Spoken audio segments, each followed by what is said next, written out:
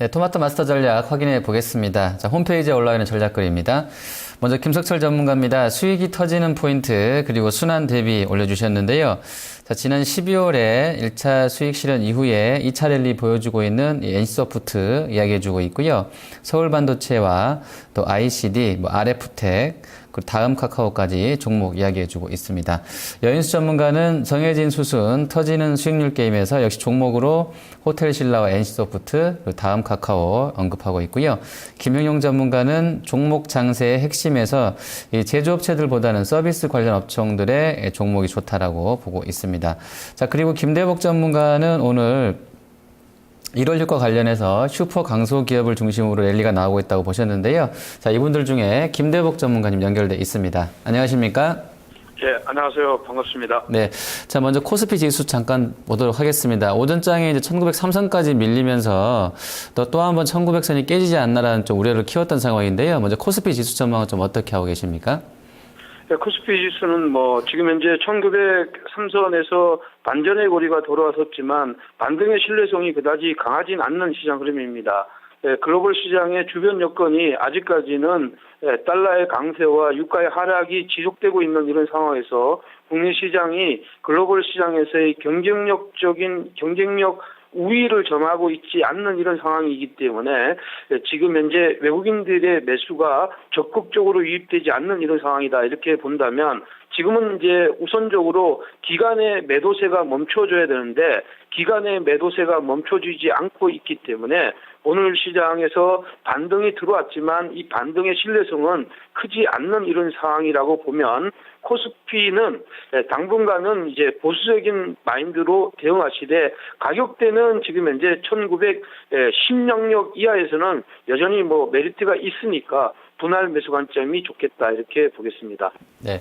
자, 그리고 이제 1월 효과 관련해서는 슈퍼 강소 기업 중심으로 진행될 것이라고 해주셨습니다. 지금 상대적으로 보면 이런 효과 반영되면서 코스닥 쪽 선전하고 있는데요. 자, 코스닥의 강세 배경은 좀 뭐라고 보시는지 하고요. 앞으로 전망도 좀 같이 해주시죠.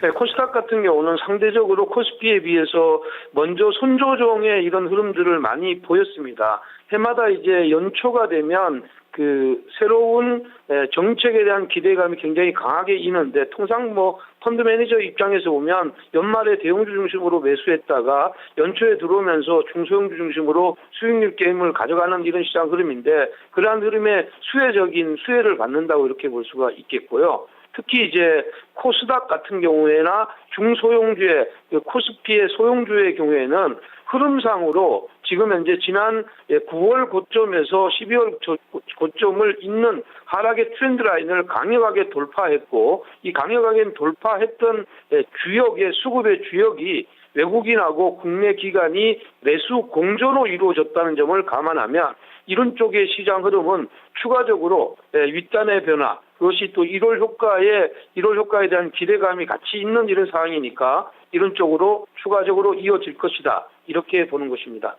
네. 자, 지금 달러 초강세 나오고 있고요. 유가는 또 거의 6년 만에 최저치까지 떨어져 있습니다. 지금 연관지어서 보면 조선과 건설, 또 정유화학주도 계속 약세권에 나와 있는데요. 또 실적도 이쪽은 4분기에 대한 우려도 좀 있는 것 같습니다. 전략은 좀 어떻게 짜야 된다고 보십니까?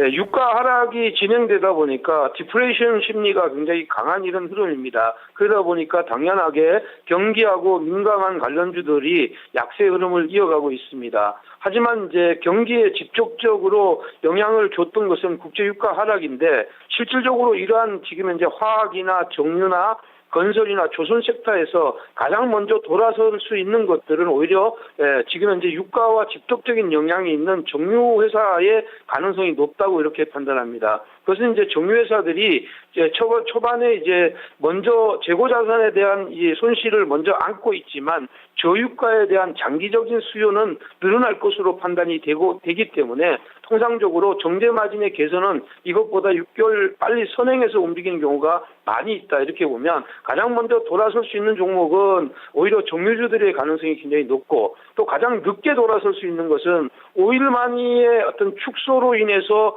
중동 경기가 약화되면 일단 해외 사업을 가지고 있는 건설 회사들이 가장 늦게 돌아설 수가 있으니까 그런 쪽의 파트를 매수의 템포를 늦춰야 된다. 다만 현재 시장은 유가가 53불대로 극점에 내려와 있는 이런 상황이니까 언제나 반전의 고리를 만들 수가 있는 자리입니다. 그렇기 때문에 보유했던 사람들이 이것을 팔아서 다른 쪽으로 가는 것보다는 보유한 사람들은 시간과의 싸움을 조금 더 해줘야 되는 상황이고, 지금 현재 매수의 관점에서 본다면 시장은 그 섹터 안에서는 정유회사가 가장 좋아 보인다, 이렇게 보겠습니다.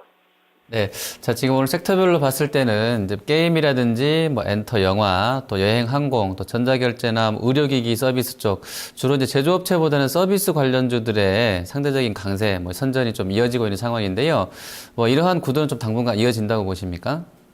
네, 그렇습니다. 이제 코스닥 쪽에는 종목 찾기에 혈안이 되어 있고, 이것이 기관과 외국인이 선호하는 종목군으로 형성되고 있는데, 일단은 서비스 관련주들 중에서 일단 우리 여행 관련주들, 지금 모드 투어 같은 경우가 이제 고점을 경신하는 시장 흐름이 나왔기 때문에 이쪽에 있는 시장 흐름들은 좀 더 이어질 수가 있는 이런 상황입니다. 그렇지만 엔터테인먼트 관련주들은 대장주인 SM 같은 경우는 직전의 고점을 테스트하는 자리로 와 있지만 YG 엔터 같은 경우는 그 자리를 가지 못하고 있고, 특히 지금 현재 드라마 제작사 같은 경우에 초록뱀이나 이런 쪽의 시장 흐름은 직전의 고점과 좀 멀어져 있는 이런 상황이라고 보면, 이런 쪽의 시장 흐름은 지금 대장주 중심으로 움직일 가능성이 높다.